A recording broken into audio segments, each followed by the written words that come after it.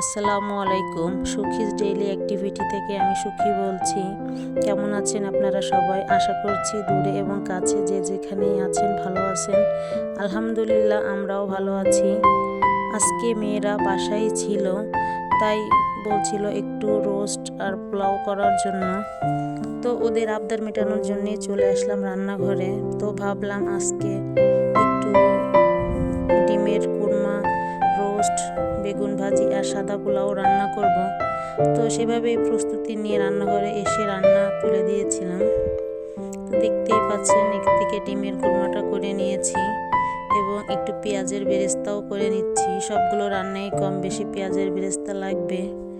এই তো এ পর্যায়ে গোশগুলো ভেজে তুলে নিয়ে এখন রোস্টের মশলাগুলো একে একে দিয়ে দেব। পেঁয়াজগুলো একটু লাল হয়ে আসলেই রোস্টের মশলা দিয়ে দেব। তো এখানে আমি একটু মশলা বেশি পরিমাণেই দিচ্ছি, তার কারণ হচ্ছে আমার মেয়েরা এই রোস্টের ঝোলটা অনেক বেশি পছন্দ করে। এক পিস মাংস আর একটু ঝোল হলেই ওদের খাওয়া হয়ে যায়। তো সেভাবেই একটু মশলা বেশি করে দিয়ে নিলাম। এখন একটা মিশ্রণ দিয়ে নেব। এটাতে আমি টক দই, কাজু বাদাম, পেস্তা বাদাম, টমেটো কেচাপ, ঘি আর একটু সামান্য শুকনো ঝাল দিয়ে মিক্সড করে রেখেছিলাম। ওটা দিয়ে এখন লিকুইড দুধ দিয়ে দেব। আমি এখানে কোনো পানি ইউজ করব না, তাতে টেস্টটা একটু ভালো আসবে। এই তো সবশেষে আরেকটা মশলা দিয়ে তারপর নামিয়ে নিলাম। এটা ছিল রোস্টের মশলা, ওটা ঘরে বানানোই ছিল। এবং সবশেষে পোলাওটা করে নিচ্ছি। তো এগুলোর ফাইনাল লুক আর বেগুন ভাজি আপনাদের আর দেখাতে পারিনি।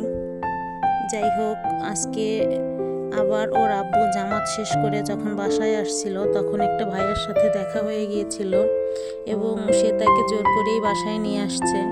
বাসায় আসার পরে ভাইয়াটা বলতেছিল যে অন্য কোনো গেস্ট আছে কিনা। তো বললাম যে না, আজকের দিনের জন্য আপনি আমাদের গেস্ট। যাই হোক, দুপুরের খাওয়া দাওয়া শেষ করে এখন আবার চলে আসলাম বিকালের নাস্তা বানানোর জন্য। তো আজকে একটু নুডলস আর পাস্তা একসঙ্গে রান্না করে নেব। তার জন্যই এখানে ডিম, টমেটো, পেঁয়াজ, মরিচ এগুলো ভেজে নিচ্ছিলাম। আর এখন এগুলো একটু ভালো করে ভেজে নিয়ে এর ভিতর সিদ্ধ করে রাখা নুডলস আর পাস্তা দিয়ে দেব। তো আমার মনে হয় মেয়েদের কাছে শ্বশুরবাড়ি হচ্ছে একটা শিক্ষা প্রতিষ্ঠান।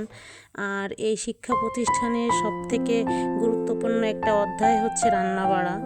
যারা বিয়ের আগের থেকে কিছুটা জানে তাদের জন্য একটু কষ্ট কম হলেও যারা জানে না তাদের জন্য কষ্টটা একটু বেশিই হয়। তবে ধৈর্য ধরে সততার সাথে যদি শেখা যায় বা এই অধ্যায়টা যদি অধ্যয়ন করা যায় তাহলে ভবিষ্যতের জন্য এটা খুবই ভালো। এটা যত দিন যাবে ততই আপনি অনুভব করতে পারবেন। ওই যে কথায় আছে না, পরীক্ষার শেকড় তেতে হলেও এর ফল মিষ্টি, ঠিক এইরকমই। তো এরই মাঝে একে একে আমি নুডলসের ভিতরে 2 রকম সস দিয়ে নেব, একটা চিলি সস আর একটা টমেটো সস। এবার এই সসগুলো দিয়ে সুন্দর করে নেড়ে এটা মিশিয়ে নিচ্ছি। আর ভিডিওর এই পর্যায়ে এসে বলছি, যদি আমার ভিডিও আপনাদের কাছে ভালো লেগে থাকে তাহলে লাইক, কমেন্ট, শেয়ার করে পাশে থাকবেন। ইউটিউব থেকে দেখলে সাবস্ক্রাইব করে রাখবেন, আর যদি ফেসবুক থেকে দেখেন তাহলে একটি ফলো দিয়ে রাখবেন। আজকের মতো এখানেই বিদায় নিচ্ছি। ভালো থাকবেন, সুস্থ থাকবেন, আমাদের জন্য দোয়া করবেন। আল্লাহ হাফেজ।